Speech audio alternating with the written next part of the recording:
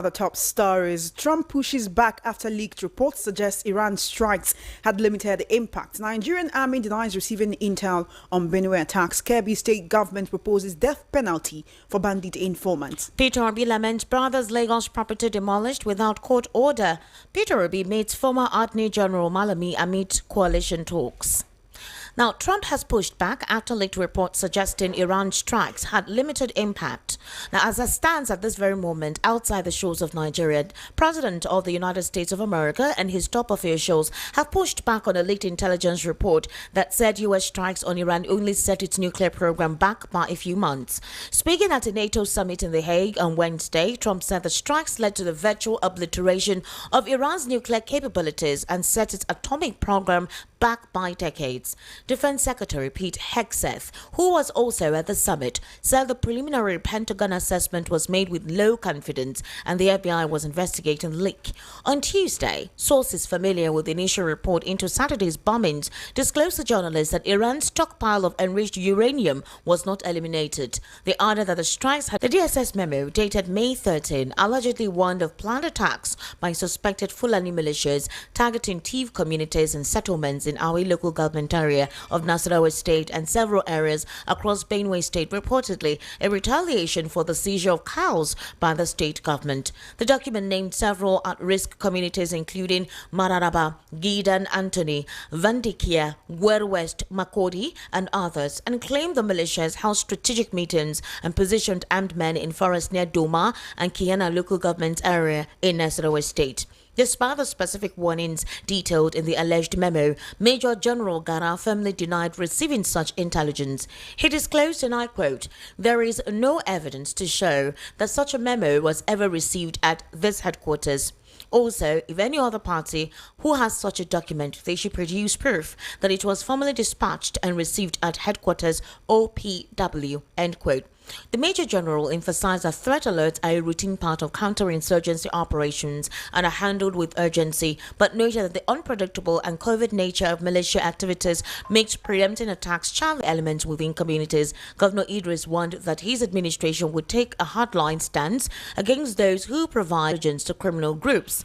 To bolster security in the troubled Zulu Emirate, the governor revealed that plans are underway to establish a permanent military operational base in the area. He added that armored personnel carriers and other security equipment have already been secured from Abuja to enhance local response capabilities.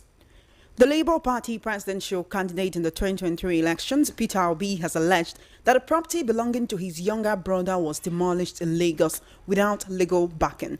Obi, who disclosed the incident via a post on his verified X handle on Tuesday, said the property owned by his brother's company has stood for over 15 years before it was brought down. He alleged for over 10 years, probably over 15 years, belonging to them, that some people just jumped into it and said they are the owner, that they have got injunction, and that they are about to start demolition it. I said, okay, we go to court. That they won't demolish it without having proper documentation and everything. But yesterday even, he called me, said they've removed the roof. They brought 3 tractors, 2,000, demolishing everybody as fast as they can. And I said, no, I'll leave Abuja this morning. I'm claiming it's sued.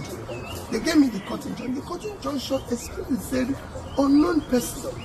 How can you sue an unknown person? I said the land belongs to you. A land with property. And within yesterday and today, it's demolishing property. Look at it. They've removed the roof, they removed everything.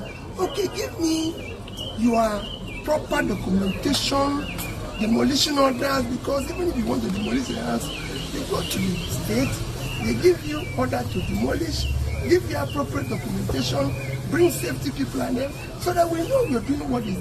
Now, it's only while I'm here now that some people came and said they have safety order. What kind of country? I know the next person.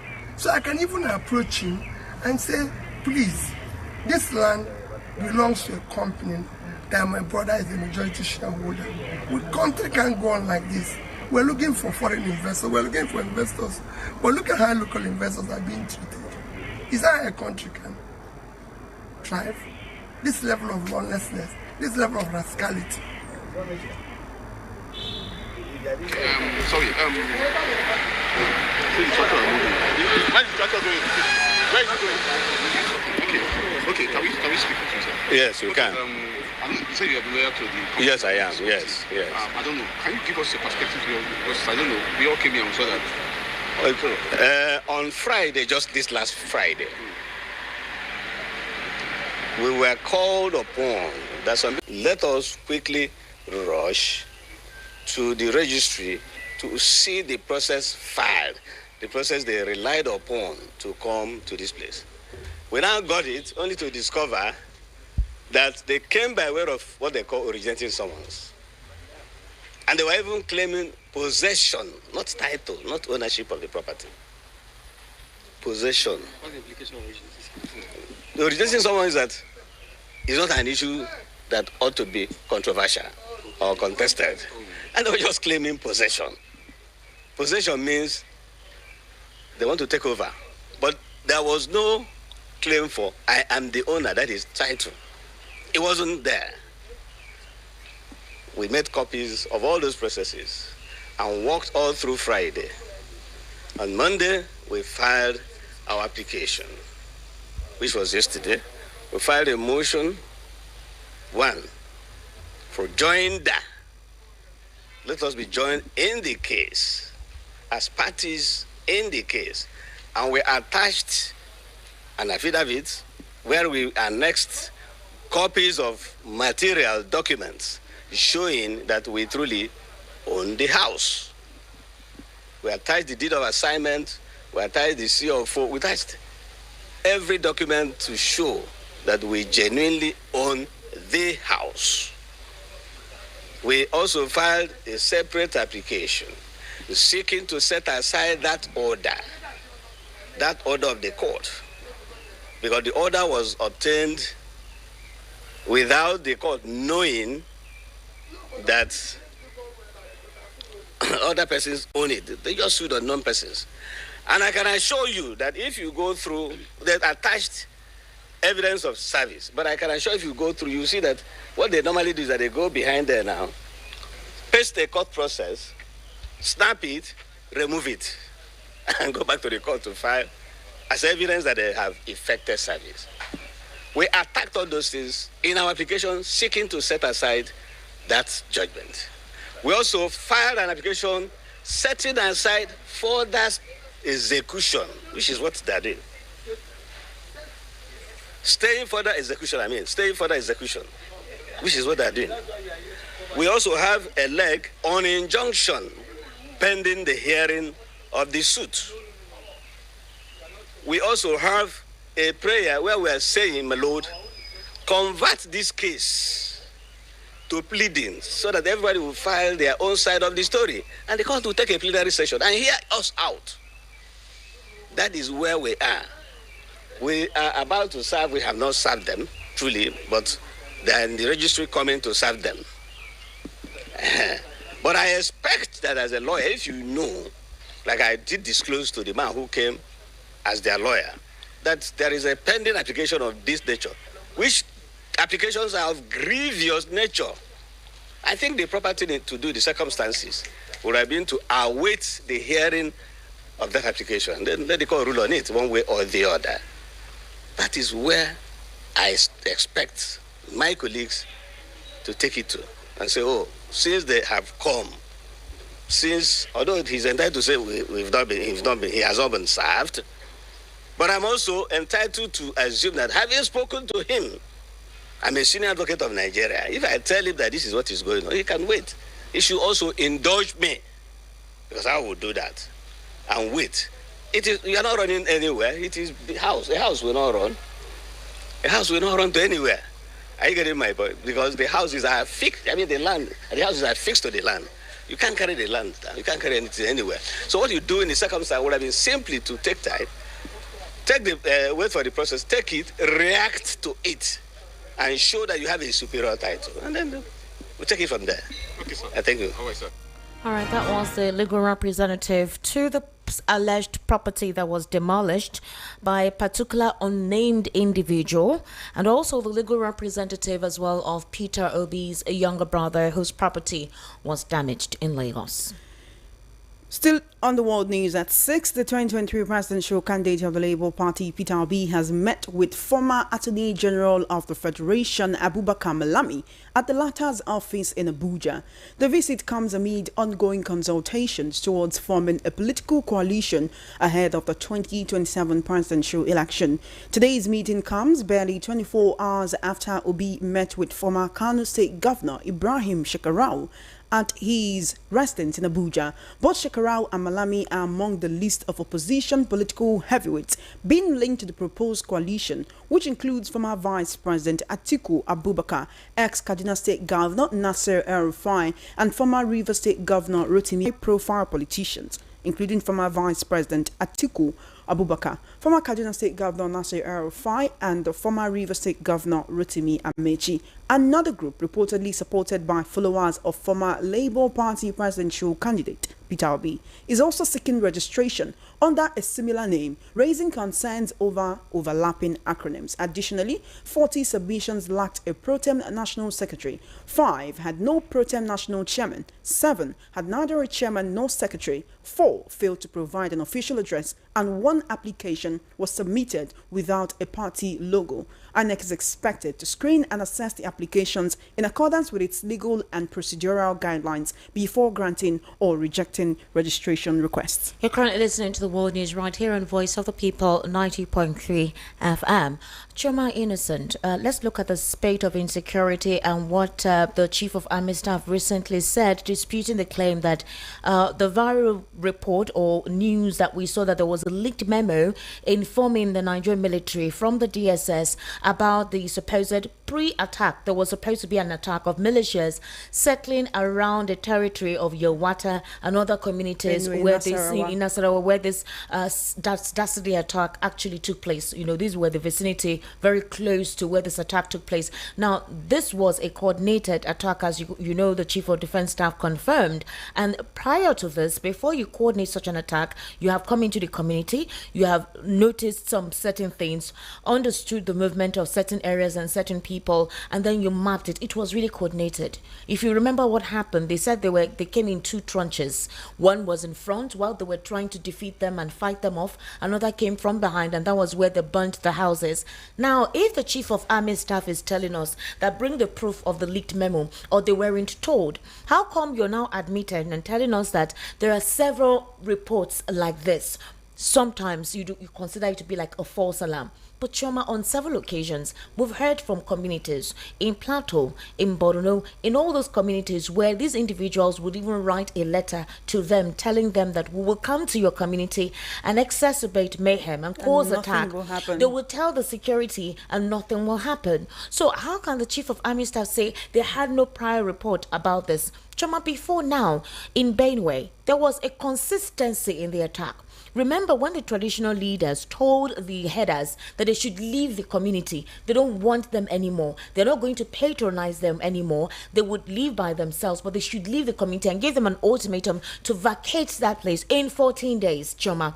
You will recall that it was immediately that order was given, even by the Tortiv traditional leaders. That was when they began to experience incessant attacks in the state. Choma, do you know that that's not the only thing now that has happened? Another Fulani header has come out to indicate categorically on social media, speaking in Hausa, that after the first person who came out to say more than 150 cows will be 150 human lives to 1 cow. To 1 cow, exactly. Do you know another one came out to share a disturbing video on social media? He accused the Tiv communities of trying to drive Fulani people out of the state and warned that such actions would not be tolerated.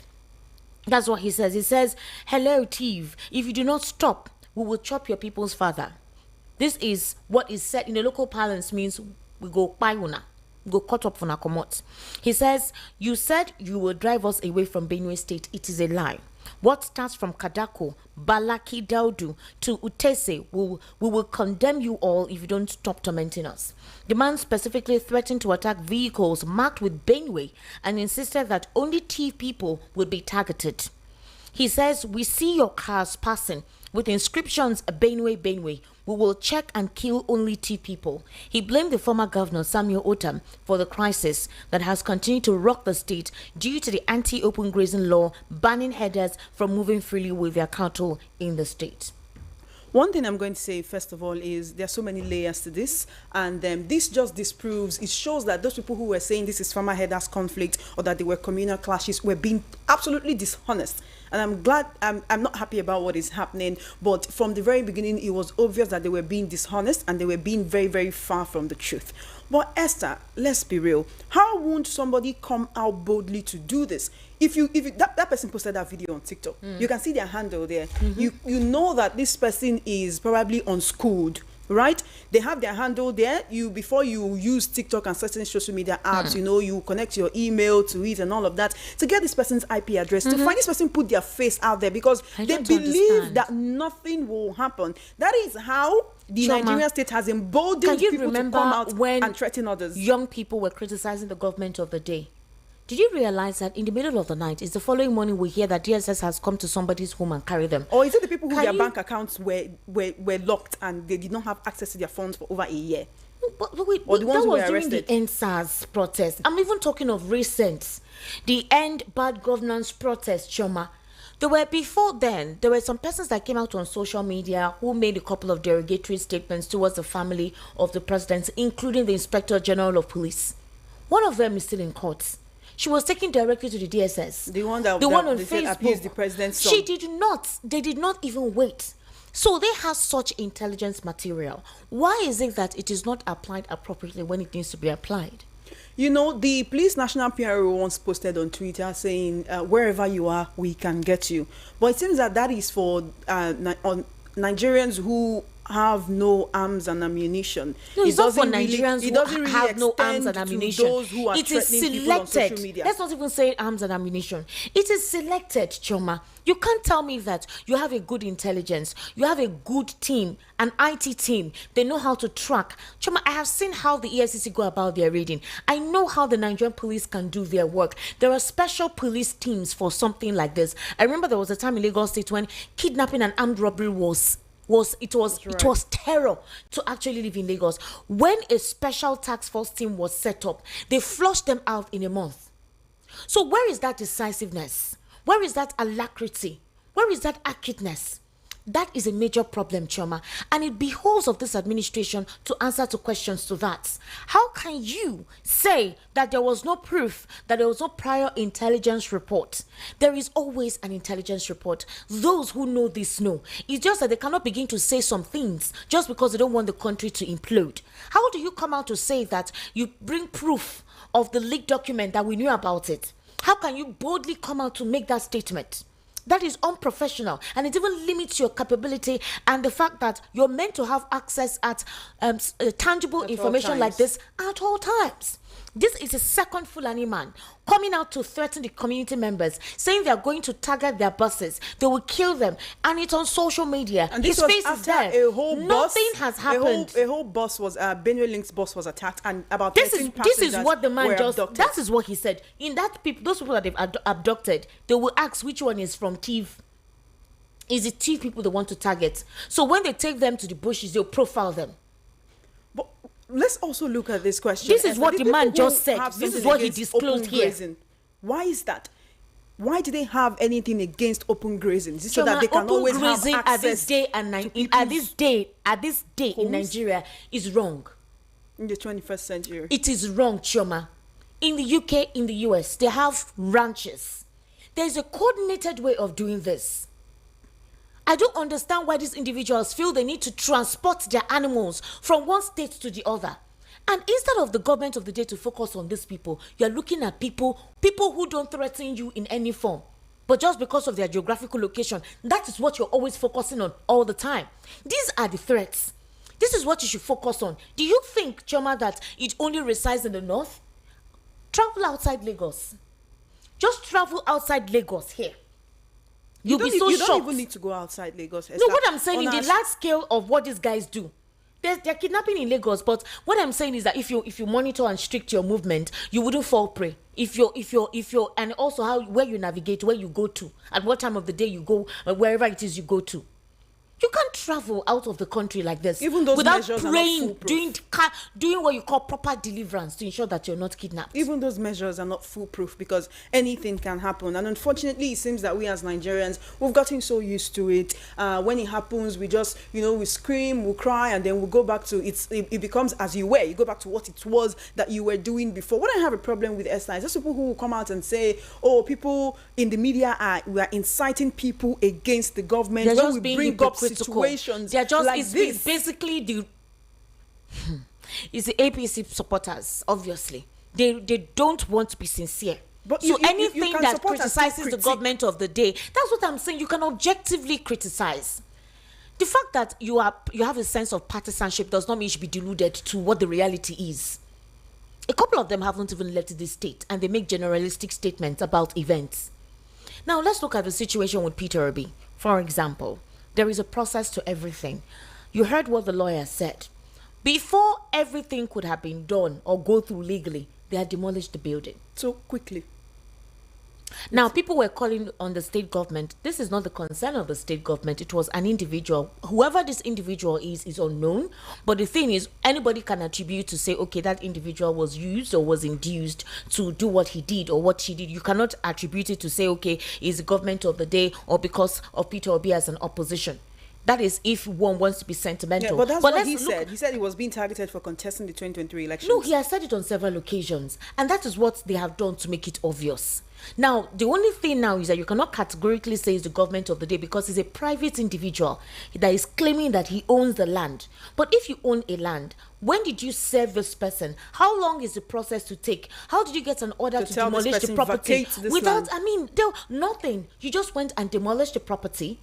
When the case it had not even properly gotten into court.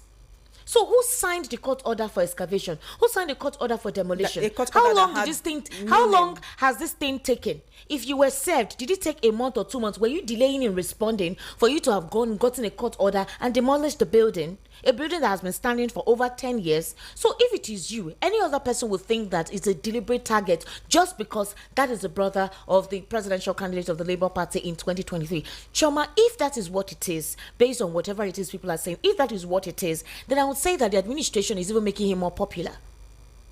You're gathering more sympathy for him. How do you win elections without a proper contest?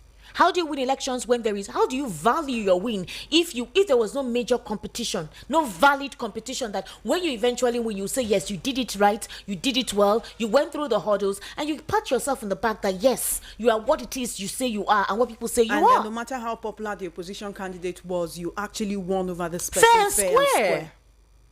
It's quite unfortunate, Esther, but this is where we found ourselves. One thing I tell the listeners will continue to do is to hold the government accountable, whether you think that we are being objective or not, whether you think we are being partisan or not. When we called when the PDP was in power, the APC was doing so much more than any opposition politician is doing at this point. So we'll continue to hold the government of the day accountable until life is better for all Nigerians. Well, that's it on the World News at 6. Just before we wrap up, let's take a look at the top stories again. You heard that Trump has pushed back after leak report suggests Iran strikes had a limited impact. The Nigerian army denies receiving intel on Benue attacks. Kebbi State government proposes death penalty for bandit informants. And that's a wrap on the World News at 6. My name is Esther Wachuku. I'm Choma Innocent. Good evening and thank you for listening.